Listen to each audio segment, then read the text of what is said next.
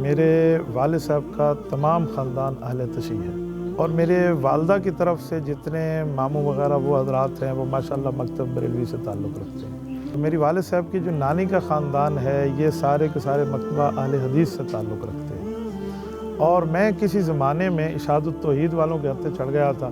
آپ مولانا الیاس گھمن فرقہ واریت کو بہت پروموٹ کرتے ہیں کہ آج دنیا چاند پر پہنچ گئی، یہ لوگ ابھی بھی آمین بالجہر، رفع یدین اور ان موضوعات پر لے کر لوگوں کو چل رہے ہیں۔ ہم اگر مناظرے کے میدان میں کبھی آئے بھی ہیں تو بطور مجبوری سمجھانے کے طور پہ لاسٹ آپشن اس کو رکھ کے، ورنہ ایک عالم دین کا کام واعظانہ ترتیب پہ سمجھانا ہوتا ہے، اپنے مذہب اپنے دین کی بات سمجھانا یہ اس کا رائٹ ہوتا ہے۔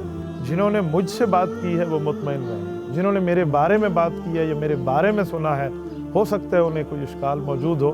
آپ کے متعلق یہ سمجھا اور سوچا جاتا ہے کہ بڑا سخت ہے تو صرف جو ہے نا ان لوگوں کے قریب بھی نہیں پھٹکتے ہوں۔ مجھ سے تو ایک مرتبہ ایک قادیانی کی گفتگو ہو رہی تھی تو اس نے مجھے چھیڑنے کے لیے پوچھا کہ آپ بریلوی بن کے مجھ سے بات کر رہے ہیں، دیوبندی یا اہل حدیث؟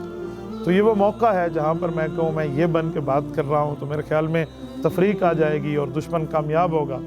میں نے کہا میں ان تینوں کا نمائندہ اس مسئلے پر ہو کے بات کر رہا ہوں۔ کبھی آپ مولانا طارق جمیل صاحب کے اوپر تنقید کرتے ہوئے نظر آ رہے ہوتے ہیں، کبھی آپ مفتی طارق مسعود صاحب کو پکڑ لیتے ہیں اور کبھی مولانا منظور مینگل صاحب آپ کے نشانے پر ہوتے ہیں۔ اس اختلاف کو ممبر پر بیان کرنے کے بجائے آپ ذاتی طور پر ان لوگوں کے ساتھ مل بیٹھ کر اپنی گفتگو کریں تو وہ زیادہ بہتر نہیں ہوگا؟ بہت اچھا آپ نے سوال کیا، آپ نے کھلے دل سے سوال کیا تو میں بھی الحمدللہ کھلے دل سے جواب دوں گا۔ اگر آپ مولانا فضل الرحمان صاحب کو اپنا قائد، اپنا لیڈر سمجھتے ہیں، آپ اپنی ذاتی زندگی، نجی زندگی میں سمجھیں۔ آپ جب مسجد میں بیان کرنے جاتے ہیں تو لوگ آپ کو ایک عالم دین کے طور پر سننے آتے ہیں، نہ کہ جمعیت علماء اسلام یا کسی اور جماعت کے ٹائٹل کے لیے سننے آتے ہیں۔ تو آپ ایسا کیوں نہیں کرتے کہ وہ ایک لفظ تو ویسے آج کل بڑا بدنام ہے، نیوٹرل، آپ اپنے آپ کو نیوٹرل کیوں نہیں رکھتے کہ آپ ممبر پر اپنے آپ کو نیوٹرل رکھیں، اپنی ذاتی طور پر آپ جس کو مرضی ووٹ ڈالیں اور جس کے ساتھ مرضی وابستگی رکھیں؟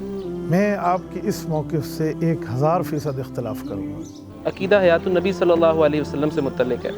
پاکستان میں لاکھوں علماء ہیں، مفتی تقی عثمانی صاحب سے لے کے آپ گنتے جائیں، ان حضرات نے کبھی ان موضوعات کے اوپر کبھی لب کشائی نہیں کی، گفتگو نہیں کی، لیکن آپ ظاہر نظر یہ آتا ہے کہ اس معاملے میں بہت تشدد ہے، آپ بہت ایکسٹریم لیول پر جا کے اس پر گفتگو کرتے ہیں۔ اس کی کیا وجہ ہے؟ یہ بتائیں کہ انجینئر محمد علی مرزا اختلافات اور ساری چیزوں کے باوجود آپ کیا سمجھتے ہیں کہ لوگوں کی اتنی بڑی تعداد میں ان کا اس طرح سے ان کو سننا اور ان کو فالو کرنا، اس کی وجہ کیا ہے؟